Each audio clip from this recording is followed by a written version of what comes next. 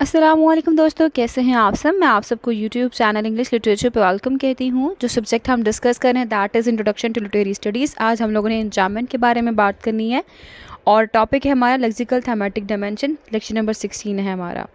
Previous अगर आपने lectures नहीं सुने तो आपको लिंक डिस्क्रिप्शन में मिल जाएगा। उस लिंक के ऊपर क्लिक करके आप इस सब्जेक्ट की प्लेलिस्ट को अप्रोच कर सकते हैं। तो एनी हाउ, एंजाइनमेंट क्या होता है? तो एंजाइनमेंट बेसिकली एक पोइटिक टेक्निक है जो कि लिटरेचर में यूज़ की जाती है। कैसी टेक्निक?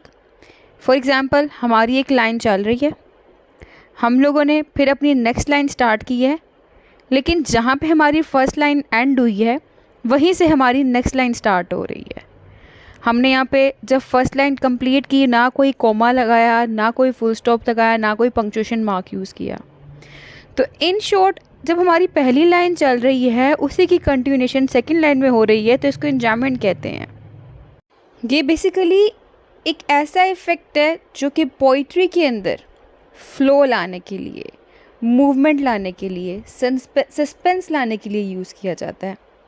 इसकी डिटेल एग्जांपल्स और उसके अलावा जो इसकी ओवरऑल डिटेल है मैं आगे डिस्कस करती हूँ। पहले आप ये देखें कि जो टॉपिक्स हमने कवर कर लिए हैं वो है looking at words, simile and metaphor, conceit, personification, symbols भी कवर हो गया, इमेज एंड इमेजरी भी, पैराडॉक्स भी, ऑक्सीमोरॉन भी, एम्बिगिटी भी कवर कर लिया हम लोगों ने, एलियन, अपोस्ट्रोफी, एनाफोरा, मेटोनिमी और सिनेक्टिकी, एपिग्राम भी कवर हो गया। आज हम एंजाइनमेंट की बात कर रहे हैं। तो जैसे कि मैंने आपको बताया था कि एंजाइनमेंट क्या है, एक ऐसी टेक्निक जो कि लिटरेचर के अंदर, स्पेशली पोइट्री के अंदर यूज़ की जाती है। इसमें क्या होता है, इसमें एक सेंटेंस जो है उसी की कंटिन्यूएशन सेकंड लाइन में हो रही होती है। अगर कोई कपलेट है तो उसी की कंटिन्यूएशन नेक्स्ट लाइन्स में हो रही होती है, without any logical pause, without any punctuation mark. हम इसके अंदर कोई भी पंक्चुएशन मार्क का यूज़ नहीं करते। बस एक लाइन चल रही है, उसके बाद दूसरी चल रही है, फिर तीसरी चल रही है। पहली लाइन का मीनिंग अंडरस्टैंड करने के लिए जो दूसरी लाइन है उस पर डिपेंड करना पड़ रहा है, और दूसरी लाइन का मीनिंग अंडरस्टैंड करने के लिए थर्ड लाइन पे भी डिपेंड करना पड़ रहा है। ऐसा हो सकता है, ठीक है। और सम टाइम हम लोग जो है पंक्चुएशन मार्क का यूज़ कर भी लेते हैं, लेकिन पहली लाइन को अंडरस्टैंड करने के लिए हम लोगों को दूसरी लाइन पढ़ना पड़ती है। जब तक दूसरी लाइन को हम नहीं पढ़ते तब तक हम लोगों को पहली लाइन की समझ नहीं आती है। ये भी एंजाइनमेंट है। अब स्क्रीन पे देखें जी। Enjambment is a poetic technique commonly used in literature, particularly in poetry. It refers to the continuation of a sentence or thought beyond the end of a line, couplet, or stanza without a syntactic or logical pause.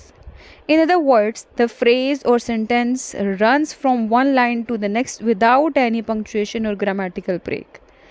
और furthermore, आप ये भी देखें screen के ऊपर कि enjambment is often employed to create a sense of flow, movement और suspense इन poem. जैसे मैंने आपको बताया था कि सस्पेंस क्रिएट करने के लिए, फ्लो क्रिएट करने के लिए, मूवमेंट क्रिएट करने के लिए यूज़ किया जाता है इस टेक्निक को। बाय ब्रेकिंग द सेंटेंस और thought across multiple lines, the poet can control the pace and rhythm of the poem as well as create unexpected और nuanced connections between words and ideas. It can also create tension or ambiguity as the reader is encouraged to carry the meaning from one line to the next. ठीक है, कि reader को encourage किया जाता है ये technique use करके कि वो अपनी जो फर्स्ट लाइन है उसका मीनिंग अंडरस्टैंड करने के लिए दूसरे पर रिलाय करे। जैसे कि एग्जाम्पल देखें आप स्क्रीन पे, आपको शो होगी विलियम वर्ड्सवर्थ की पोएम है। स्टार्टिंग पे देखें, I wandered lonely as a cloud that floats on high over vales and hills, when all at once I saw a crowd, a host of golden daffodils. अब देखें, I wandered lonely as a cloud that floats on high over vales and hills, के एक बादल, वो बादल जो कि float करता है high over vales and hills के ऊपर। यानी कि हम इस जो एक्सेप्ट है हमारे पास, इसमें हम देख सकते हैं कि जो पोएम है उसमें एंजाइनमेंट की टेक्निक यूज़ की गई हुई है। सेंटेंस जो है वो एक दूसरे से लिंक कर रहे हैं, इनमें लाइन ब्रेक्स हो रही हैं, लेकिन हम लोगों को अगली लाइन का मीनिंग अंडरस्टैंड करने के लिए प्रीवियस लाइन और प्रीवियस लाइन का मीनिंग अंडरस्टैंड करने के लिए अगली लाइन के ऊपर डिपेंड करना पड़ रहा है। जिस बेस पे क्या हो रहा है, जो इमेज हैं, जो आइडियाज़ हैं, उनको कनेक्ट किया जा रहा है एन्जाम्बमेंट की टेक्निक की बेस पे। रीडर कनेक्ट कर रहा है उनको पढ़ते हुए, उसके माइंड में इमेजेस ऐसे क्लियर हो रहे हैं, विविड इमेजेस आ रही हैं उसके माइंड के अंदर, और सेंस ऑफ मूवमेंट क्रिएट हो रही है, सेंस ऑफ मूवमेंट इन्हांस हो रही है। ठीक है, तो अब हम देख सकते हैं कि जी in this excerpt from Wordsworth's poem I wandered lonely as a cloud, जिसको हम लोग कॉमनली डैफोडिल्स के नाम से जानते हैं, the sentences flow across the line breaks.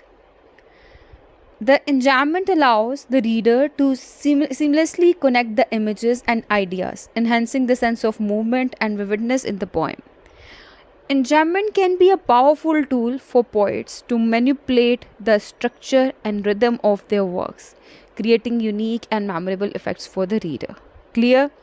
That's all about today's lecture. ठीक है, तो ये था आज हमारा आज का लेक्चर। तो मुझे लगता है कि आपको एन्जॉयमेंट क्या होता है क्लियर हो चुका होगा। सिंपली एक ऐसी टेक्निक है कि जहाँ पे हम लोगों को पोएम की फर्स्ट लाइन को अंडरस्टैंड करने के लिए सेकंड पे डिपेंड करना पड़े, और जो सेकंड लाइन है वो फर्स्ट लाइन से लिंक्ड हो।